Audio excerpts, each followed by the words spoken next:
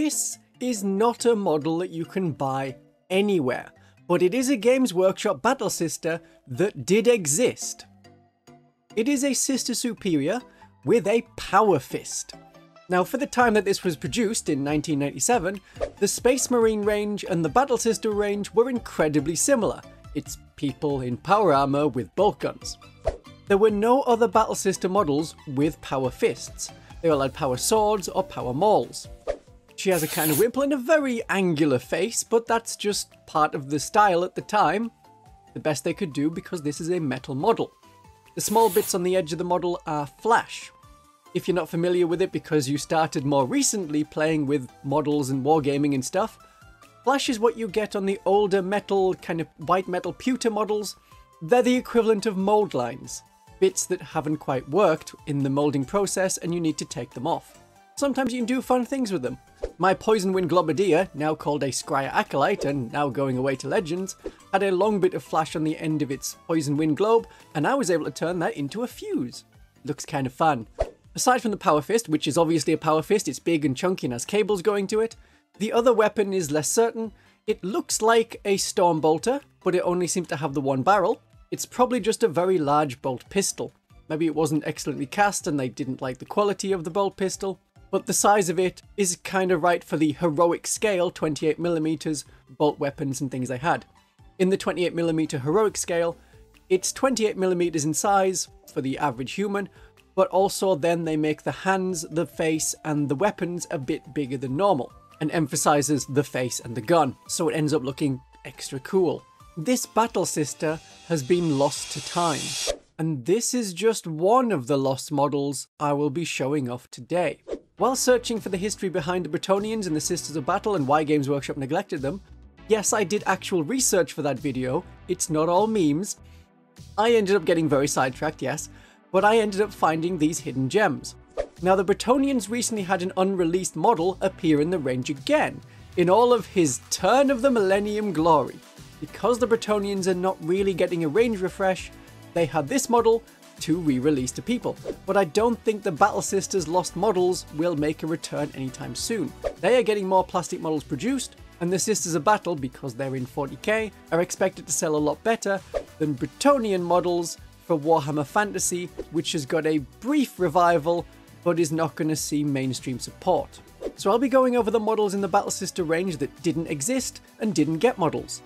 I'm not going to be talking about Celestians with guns going away and being lost, at least not in this second, so this is not about units that have gone away to Legends. You know, like the swathes of the Age of Sigmar range, because Games Workshop refuses to buy another warehouse. It does suck when models go to Legends. I know, I am very much in the it's got Legends rules, therefore it has rules, so let's keep playing with them. But you don't get the fun, ooh, how's this going to work in the Codex, because you know that the rules for it are going to be the same now as they are in the Codex, same for the points. Which is a problem when you get things like the Venerable Dreadnought, 165 points, matching its Codex version. Then when the Codex Space Marines came out in 10th edition, oh, Dreadnoughts are 135 points. The incredibly similar model is an extra 30 points for an autocannon. Does suck. I know. And I've only been annoyed about the Celestians with guns going away because they didn't even get Legends rules. It was just, oh yeah, they count as Battle Sisters. But this video is more about the models that were made but never sold. There is a very rare limited edition Warriors of Redemption Shrine.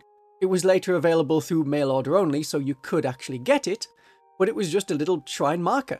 And it was very important when one of the 3 Battle Sisters scenarios was to recover the relic. See, through 2nd edition up till about 5th edition, each faction had their own special scenarios that they could play. There were 3 scenarios introduced in the White Dwarf in 2nd edition for the Battle Sisters, and those same missions were remade again and again, so having the shrine as a little marker that is the thing that you protect was very valuable for Battle Sister players, as well as being about one of the 40 different models available.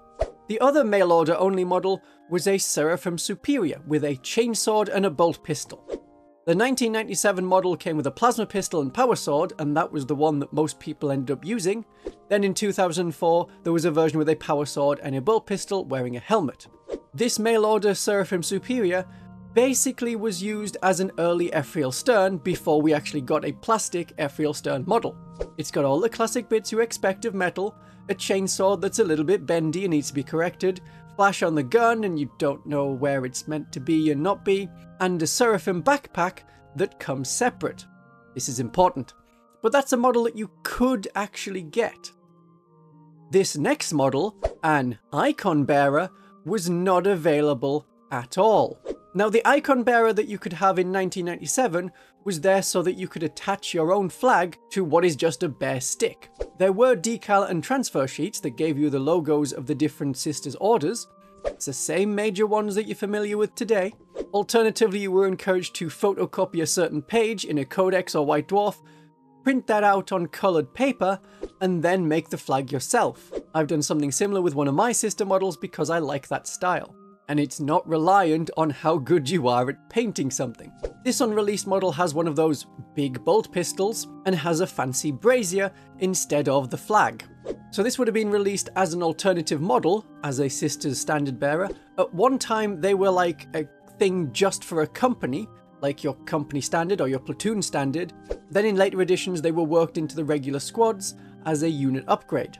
In the modern day, they're part of a plastic kit, and you can make one of your models with a Simulacrum Imperialis, and it comes in two different styles. Also, there's the monopose one, which has its own look. This, as a progression of models, is fine. People are okay with that. Like, oh yes, here's your metal version, here's the new version. You don't have to buy the new version because the rules are exactly the same for the old version as the new one. So when, in earlier Games Workshop, like the Praetorian Imperial Guard range, of which I have a lot of models, got discontinued, but it was fine because you could still use those models because the rules for an Imperial Guard squad are exactly the same. Removing or discontinuing an entire range of models, like the Beastmen, that's where you get more annoyed. Like, the Battle Sisters barely survived with rules from Games Workshop between 2nd edition and 8th edition. And the Genestealer cult had such a small range that you could just say, yeah, those guys with guns and heavy weapons, they're Imperial Guardsmen. There were no aberrants at the time, and the Patriarch, well, that's just a very fancy looking company commander. Though if Genestealer cult disappeared again, which they shouldn't do, then the aberrants could be Ogrons at a push. So this is a lost icon bearer. I suppose you could also use them, if they were available, as a Canoness with a brazier of holy fire. Nice. Now, before I talk about the last of the unreleased models from 1997, we can also look at the characters with rules that didn't get models. At the time, this was also pretty standard for Games Workshop. They haven't got a massive range at the time, you know, 90s. So they had extra rules for different units that were very similar to others that you could use as counters. And this is where you get units like the Celestians with guns, and characters like Saint Praxedes. Saint Praxedes liked bonking Tyranids on the head with her big maul. So if you wanted a model to represent her, you were probably going to use the Sister Superior with the big maul. There was no official model for her and her Scepter of Vengeance, unlike some of the other special characters like Uriah Jacobs, as this character was presumed martyred, and though officially is not stated to have died, yeah, it's a battle sister fighting a battle. She's gonna become a martyr. That's standard law. So never got a model, but you could use a different model instead of her. A Canoness with a jump pack is something that's mentioned quite a bit recently. In 2nd edition, you could have a Canoness with a jump pack, and that was really easy to do. You take your Canoness model, and because the Battle Sisters, being metal models, come in two parts, the Battle Sister and the backpack. And there were two kinds of backpack, the regular backpack and the jump pack. Remember when I mentioned that Seraphim Superior before with the jump pack? This is where it loops back into. You just stick your Seraphim jump pack onto the back of the Canoness. There you go, there's your Canoness with the jump pack. So these models are nothing like the many parts of the plastic Battle Sister pieces required to make a multi-part but monopose model. If it's gonna end up looking like this anyway in this pose, why is it 13 pieces? You could make it in the modern day. The Seraphim/Zephyrim box has 10 jump packs for the 5 models. 5 of them have 5 vents, Seraphim packs have 4 vents. It's so necessary for them to look different. So just by getting that box, you have a bunch of spare jump packs. So if a new Canoness with a jump pack is coming around when the Battle Sisters Codex is released for 10th edition, it should be easy to make your own. Just take any Sisters model, if she's got a power sword and a stick, or power sword and plasma pistol, something like that, there you go, stick a backpack on her, there's your Battle Sister Canoness with jump pack. And the Seraphim box comes with 6 flying stands for a unit of 5, because they come in pairs. So write that down as something that you can do if you want your own jump pack Canoness. The Celestians, they used to have their own unit entry, they used to be their own thing, they didn't have unique models though. You were just encouraged to use the ones with the fleur-de-lis helmet, or to stick a little skull on a bolt gun, or paint them differently, something like that. I mean, back in 2nd edition, a Battle Sister squad was 4 Battle Sisters and a Superior, and you could add 1 sister with either a flamer or a melter gun, and 1 sister with either a heavy bolter, multi-melter, or heavy flamer. For a maximum squad size of 7. That's just 2nd edition, baby! But Celestians didn't exist until they appeared in 3rd edition in Codex Witch Hunters. In 2nd edition, if you wanted a bodyguard for your Canoness, they were Seraphim on foot, or with jump packs. And you didn't actually have to have the whole bodyguard and Canoness with jump packs. You could have the bodyguard with jump packs and the Canoness on foot. Just going to be kind of slow because you had to stay in unit coherency. But Celestians, I have talked about them a bunch. They didn't even get a Legends datasheet, which is why I'm annoyed, because I love playing Legends, there's no reason not to, so there's a video on that. And then I homebrewed my own version, so there's a video on that, if you want to see how the Celestians could be represented in the modern day. Helena the Virtuous is a character from the 2nd edition Codex. She had the Rod of Grace. We don't know if that's a reference to a divine situation, or the previous owner of the rod was called Grace. She also had the option of the Mantle of Ophelia. You will have heard of that. It has rules in 10th edition as a relic. So the best way to represent her is a Canoness with the Rod of Office and the Mantle of Ophelia enhancement. This model also matches what is described as her aging body, so that's a fun description for a character. But Helena was a Prioress. Therefore, she is part of all the orders, as it says in the 2nd edition Codex, and above all of the Canonesses of all of the orders. There is only 1 Prioress for Terra and 1 for Ophelia 7. The only person above Helena in rank is the Abbess, Morwen Val. So while Helena is a politician more than a warrior, she also made a great battlefield commander, and may have her own Nundum suit. So if you want to have Helena the Virtuous represented on the tabletop, I would use Morwen Val, but then head swap for that elderly Canoness head. The last character who had rules but didn't get a model is Cardinal Armadeus Helfire. Yeah, that's the correct spelling of it. This is the closest picture I've got to how he was represented in lore. He led wars of faith against Abaddon and the people coming out of the Eye of Terror.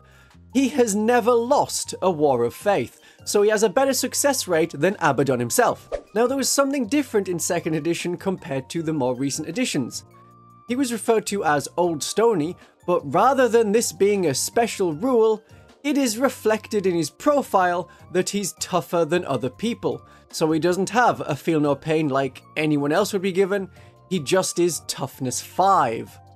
And 3 wounds at the time is your kind of Space Marine Chapter Master level number of wounds. Though he also has a special rule that halves all damage. Never mind. And he had a scepter, that's a big stick. You'd probably want to use just a missionary character for him, or the preacher with the eviscerator. That more fits the idea of Armadeus Helfire. Lots of fire. What you could do is have a head swap for a flagellant, make it more fire related, or use one of the Cawdor models from Necromunda. Other characters have been mentioned in the past, but Uriah Jacobs, as one example, had a model and rules. Saint Sabbat was mentioned in the lore, but has no rules or models, so we're not talking about them today. I know a lot about Battle Sisters. The Sisters of Battle and Adepta Sororitas, it's what I do on the channel. This is why you click the subscribe button. Now here's the last model. It looks very distinct in a sort of Mesopotamian goddess kind of way. The hat screams Hospitaller, the stick screams Dialogus, and the keys on the belt sort of go for more of a Dogmata vibe. This is all of the characters in one, and it is called from the limited information we have, a Sister Famulous. While we don't have the Sister Famulous in 40k at the moment, the Order Famulous are a non-militant wing of the Adepta Sororitas, and their job is to be diplomats, advisors, people who are within imperial courts, giving little whispers and saying, oh, by the way, hey, you might want to, give some money to the ecclesiarchy, just if such a crazy thing were to pass your mind, I think it's a good idea. And if there's any kind of civil war potentially brewing, more like War of the Roses kind, where two planets or countries on a planet are going to fight each other, the Order's Famulous will go in as diplomats to make sure that doesn't happen, unless one side is a filthy heretic. They appear more in role-playing games like Dark Heresy, and they don't really have an actual on-tabletop role, but they're also there to make sure that bloodlines are pure as far as the Imperium's concerned. Very suspicious. Sometimes it's just, oh yeah, there's a gene stealer here. Your second cousin was a gene stealer. We'll maybe not let you have children. Something like that. One of the orders of the Sister Famulous, because these are a large group that then have sub-orders, like the Ordo Militant has your 6 major orders, and smaller orders beyond that. One of the orders Famulous is the Order of the Key. That is where Helena the Virtuous comes from. She was previously an Order Famulous sister. That's why she's a better diplomat than she is a warrior. But she's also a really good warrior. While we don't have the Sisters Famulous in 40k with any rules, this could be a model, let's say, a Dogmata because of the keys. You've imprisoned people, these are the keys to let them out. The Dogmata model has chains to lock up some heretics or naughty sisters before they get dragged away to the Repentia. But for the size of the model and the prominent stick, this looks a lot more like the Dialogus model that we see in the current plastic range. So there's 3 models that we've talked about that you can't buy anywhere and probably will never be able to buy. But if you did want to buy some Battle Sister models, the current plastic Battle Sister models, if you're in Australia or New Zealand, Gap Games has them with 21% off compared to buying through Games Workshop. If you're in the UK or Europe, 12% off with Firestorm Games. And if you're in Canada, Fenris Workshop gives you 10% off compared to going through Games Workshop. Using any of these also helps my channel, as they support me, though Fenris Workshop will only support me if it's your first time using their services. So aside from the Sisters models you can't get, there are also characters existing in the lore. If you want to make up rules for your own unit or character, I've done that sort of thing before, and have advice on how to do that. My darlings and viewers, have a great day of 40k.